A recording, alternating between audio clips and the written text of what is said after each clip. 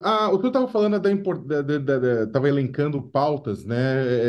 E estava elencando elementos relacionados a governo que estão sendo tratados tanto pelo Poder Executivo quanto que vão ser levados ao Legislativo agora, né? Para ajudar no Sul, para uma série de outras ações. E aí eu queria perguntar para ti exatamente a situação e como é que está o azeitamento da articulação política, da relação entre a Câmara dos Deputados e o governo federal. O que que nos últimos tempos a gente tem visto aqui e ali, né, faíscas saírem, né, dessa relação, críticas por parte do presidente Arthur Lira, né, com relação à articulação, o próprio presidente Lula entrando nesse processo também diretamente. O que que, na sua avaliação, pode ser feito para melhorar o nível de articulação política entre o Palácio do Planalto e a Câmara dos Deputados? Primeiro que as faíscas estão do outro lado, no Senado, né? O fogo está do outro lado, está no salão azul, que a turma fala que é o céu, né? Meio que pegou fogo por conta dos últimos acontecimentos. A Câmara, o Sakamoto, nós aprovamos tudo na Câmara, não tem uma matéria pendente na Câmara. As duas últimas, nós votamos num amplo acordo que envolveu o setor de eventos e o nosso governo, aprovamos na última terça-feira o PES. Tudo que o ministro Haddad articulou conosco, com o Lira e com os líderes, nós aprovamos na terça-feira à noite. Um projeto que preserva o benefício fiscal determinado de 15 bi para 3 anos e, ao mesmo tempo, modificamos a relação das empresas que têm quinais que têm direito a esse benefício. Um bom projeto. Foi, eu diria, 99% do que o ministro Haddad quis, pensou e planejou, nós aprovamos. Deputado, Encaminhamos na quarta-feira o problema da regulamentação da reforma tributária. Portanto, a Câmara não tem pauta pendente, a não ser matérias pequenas que, evidentemente, precisam ser votadas, que é o mover e outras pautas, mas alguns projetos de lei, mas a pauta central do governo, do ponto de vista da economia do país, nós aprovamos tudo na Câmara Federal. Inclusive, deputado, a última que foi, a penúltima, que foi a redução do imposto de renda para quem ganha até 2 salários mínimos, o Senado aprovou semana passada, que, aliás, foi um projeto de minha autoria que o presidente sancionou no 1º de maio. Portanto, nós não temos. Qual deva ser, na minha opinião, a centralidade do Congresso agora? A Câmara é a discussão da regulamentação da reforma tributária. Isso é o que o país espera. Nós devemos, nesses dois grupos que o Lira quer montar, agilizar o seu funcionamento e nós votarmos na Câmara até o final de junho. Se nós fizermos isso, eu penso que a Câmara está dando uma bela contribuição para a reorganização do sistema tributário brasileiro, a unificação dos tributos, a questão da isenção dos produtos da cesta básica, enfim, e a isenção de vários outros setores, é reorganizar o sistema tributário para fazer justiça tributária e justiça fiscal e social. Essa que é a pauta. Evidentemente, por último, a relação que nós temos, que o governo tem, que eu tenho particularmente com o presidente Arthur Lira, é uma relação permanente de reconhecimento do papel dele e eu como líder. Conversamos todo dia, cada qual no seu cada qual, mas pensando sempre o país. Nós não deixamos de votar nada que pudesse dificultar a vida do governo. Claro, projeto A, projeto B, tem uma ou outra modificação, mas isso faz parte do jogo democrático. deputado, Sacamore, quando tem o senhor faísca, falou que está. quando tem fogo, e quando tem fogo, eu não boto querosene no fogo, não. Eu boto, eu estendo a bandeira da Perfeito. paz para preservar os interesses do governo. O senhor falou que está vindo domingo para preparar a pauta para essa semana, começar a discutir a pauta dessa semana. Qual é a pauta de fato dessa semana, do interesse do governo para essa semana agora? Primeiro, resolver o problema da assistência às famílias que estão, muitas, estão desabrigadas. Precisa de liberar o recurso. O governo tem o dinheiro, mas o Congresso precisa se debruçar terça, quarta e quinta para apresentar ao Rio Grande do Sul um conjunto de políticas para resolver e enfrentar o problema da grave crise climática que se abateu sobre o Estado. Segundo, preparar a sessão do Congresso Nacional, que é dia 9, quinta-feira. Então, nós temos sessão da Câmara terça e quarta, e quinta-feira Sessão do Congresso. Sessão do Congresso. Preservar os acordos que nós fizemos. Eu mesmo, como o ministro Rui Costa, o ministro Padilha e os líderes no Senado, nós pacificamos um acordo, nós vamos garantir a aprovação do veto 17 dos 5,600, aquele recurso que estava previsto que as comissões aprovaram, e vamos repor os 3.600, conforme acordo firmado com os líderes e o presidente das duas casas. Se nós fizermos essas duas medidas essa semana, já está de bom tamanho o funcionamento da Câmara. É claro que sempre aparecem requerimentos, requerimentos de convocação, mas a centralidade é ajudar o Brasil nas regiões que estamos precisando, urgentemente, emergencialmente. E, dois, preparar a sessão do Congresso. E já darmos, Sakamoto, aquilo que você perguntou, os primeiros passos para a consolidação do caminho para a regulamentação da reforma tributária. Bom, deputado, o senhor menciona a sessão do Congresso que ocorrerá na quinta-feira da semana que vem, e essa sessão vai botar, basicamente, vai cuidar de vetos, né? Há 33 vetos na fila. Foi adiada, a sessão deveria ter ocorrido na semana passada e foi adiada. O seu companheiro de partido, o Jacques Wagner, que é o líder do governo lá no Senado, onde o senhor diz que as faíscas estão, ele disse, olha, é melhor ter um final trágico do que ficar numa tragédia sem fim. Ele parece que foi contra o adiamento. Há um prenúncio de que alguns vetos do presidente sejam derrubados nesta sessão. O que já está combinado? O que é que vai cair em relação aos vetos que o presidente impôs a projetos aprovados pelo Congresso? Tem três, Josias, tem três vetos que me parecem que são os mais importantes. Quando você veta, evidentemente, o nosso interesse é manter o veto. Quando o Executivo veta determinada matéria, mas evidentemente que cabe ao Congresso avaliar. Eu também não vejo o fim do mundo se um dos vetos for derrubado. Quer ver? Um dos vetos, a história da saidinha. A cúpula bolsonarista, ela atua fortemente para a manutenção, para a derrubada desse veto. O que é isso? A saidinha é que o preso que está em regime semiaberto, o direito de visitar ou não a família. O presidente vetou isso aí, garantindo esse direito, porque isso vem lá da lei, manteve aquilo que foi feito lá dos governos militares. Provavelmente, eu estou lutando para que esse veto seja mantido, por uma questão de direito, né? Não é para garantir nenhum benefício que não esteja previsto na nossa Constituição. Tudo que estiver previsto na nossa Constituição. Aprovar a tal da saidinha, evidentemente que é um veto mais emblemático, é um veto mais difícil, mas nós vamos debater. O ministro Lewandowski foi ao Congresso, à Câmara, e discutiu bastante. Nós vamos retomar o diálogo terça, quarta. Esse o senhor acha que pode cair? O que mais? Eu acho que esse é o veto mais difícil.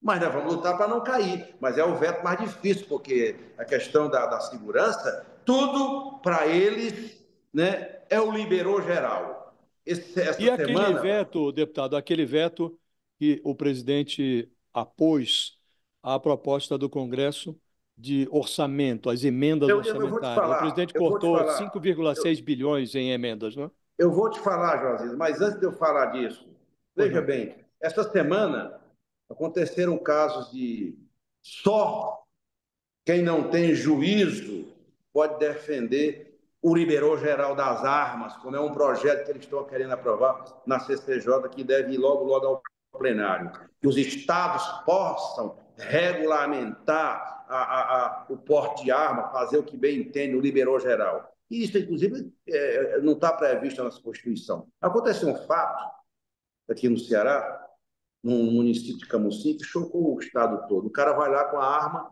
e mata até um vereador, o presidente da União dos Vereadores do Ceará, barbaramente, porque essa cultura da violência, quando você abre a porteira para todo mundo ter acesso a armas, sem nenhuma regulamentação, sem nenhum tipo de exigência, fez com que hoje o Brasil tivesse permanentemente sobre esta ameaça. Portanto, essa gente o liberou geral e, evidentemente, é o tipo de debate que nós precisamos fazer. porque ainda que a segurança pública seja um problema de cada Estado, mas eu sou defensor da tese, José, de que a União, o governo federal precisa discutir com os Estados, porque está batendo na nossa porta. Nós precisamos ter uma política de segurança pública, ainda que a Constituição determine que a responsabilidade de cuidar da segurança seja dos Estados, especialmente dos governadores.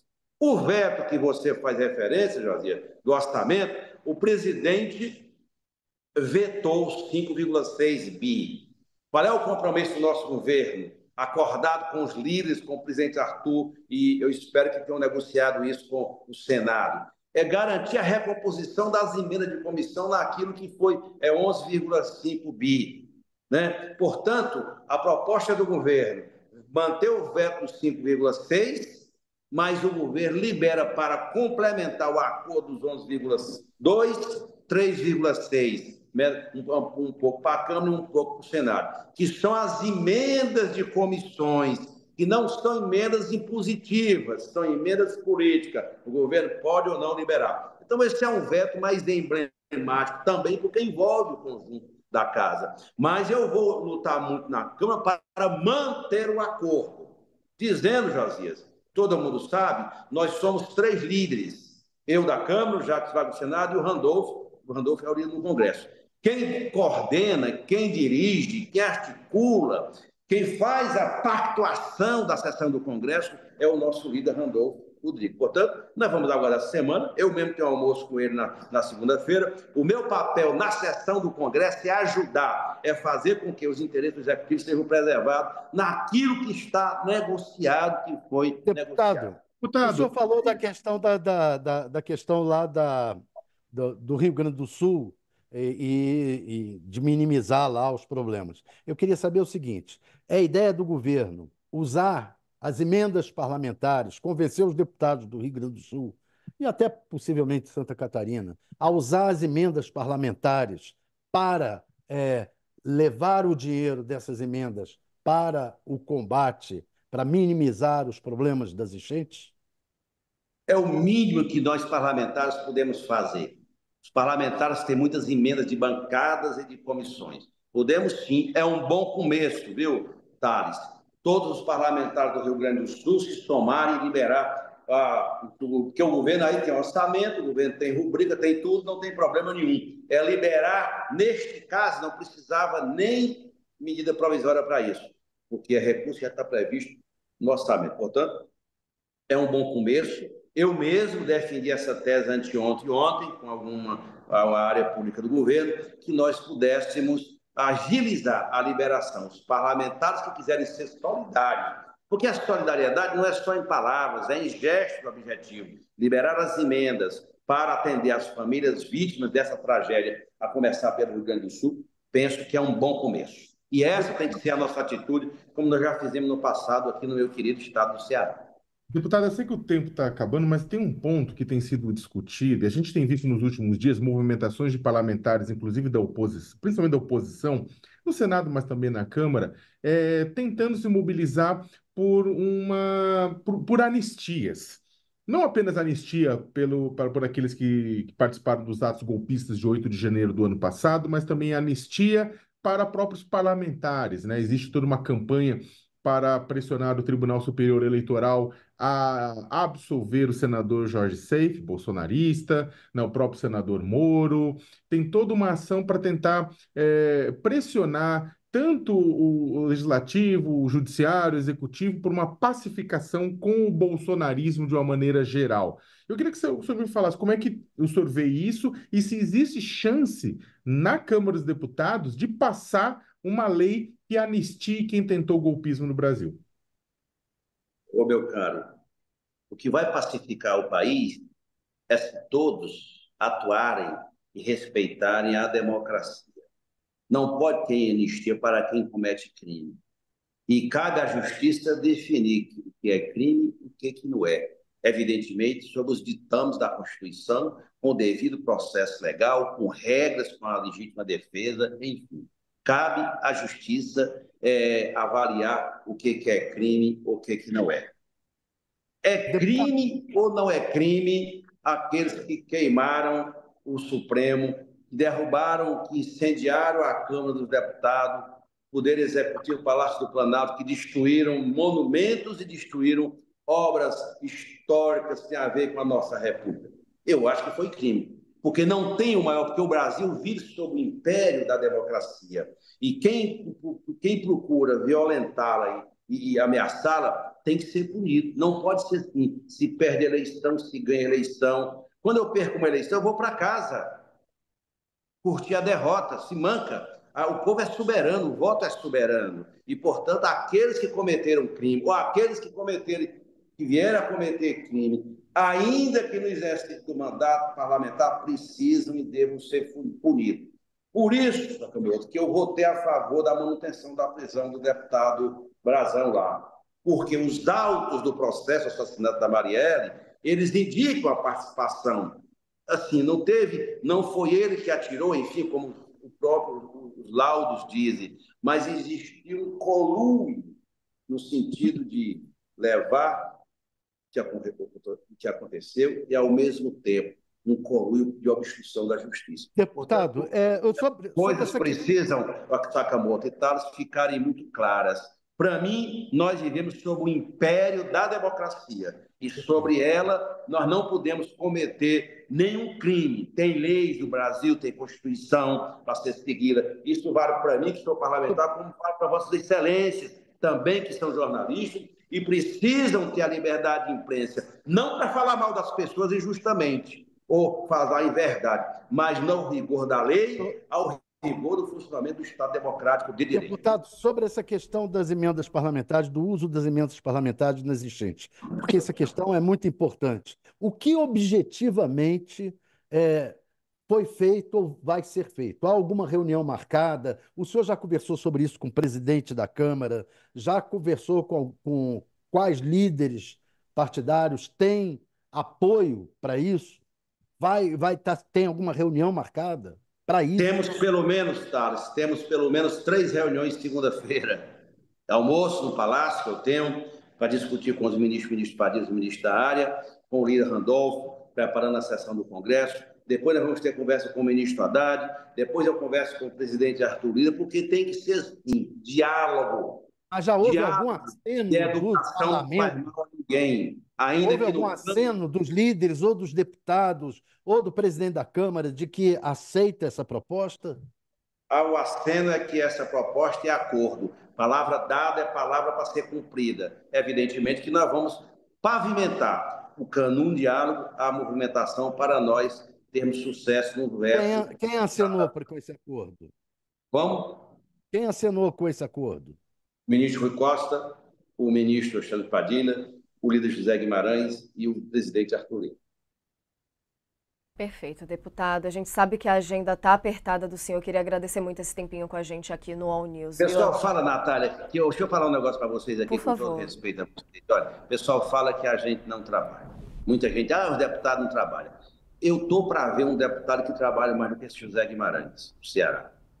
Ontem, viu, Thales? Eu dormi na casa da minha mãe, tem 99 anos, ela mora ali no Distrito Encantado, em Xeramim. Eu já estou na cidade de Pó, onde a prefeita lá em Nunes está doando um terreno para a construção da Universidade Federal do Cariri aqui. Vou à cidade, ainda a cidade de Iracema, Mereré, vou à cidade de Acopiara, vou à cidade de Oroz, e domingo voltar a Brasília para continuar a minha empreitada de ajudar o presidente Lula a reconstruir o Brasil. Sabe, deputado, essa sua observação é muito pertinente. Agora, nem todo mundo é assim, né? O senhor está aí visitando as suas cidades. Agora, é impressionante como a Câmara dos Deputados não pode ter um feriado que a Câmara estica a semana inteira, né? Diante de tantas emergências, e agora a Câmara está diante de uma emergência que é votar, antes do recesso, o projeto que regula as propostas, né, de regulamentação da reforma tributária. E eu fico a me perguntar... Eu acho que essa é a pauta prioritária do país. Eu fico a me perguntar se eu puder ajudar, eu vou ajudar muito. Eu fico me perguntando, às vezes, se não é o caso de a Câmara se deixar de se autoconceder tantos recessos semanais, não é? Tem sido assim desde o ano passado, né? Então, essa questão de visitar as cidades, hoje com redes sociais, internet e tal, não é mais aquele tempo em que o deputado tinha que ir às suas bases, né? Hoje ele pode fazer esse serviço de outra maneira, né? Quer me parecer que tem muita folga, não acha, não?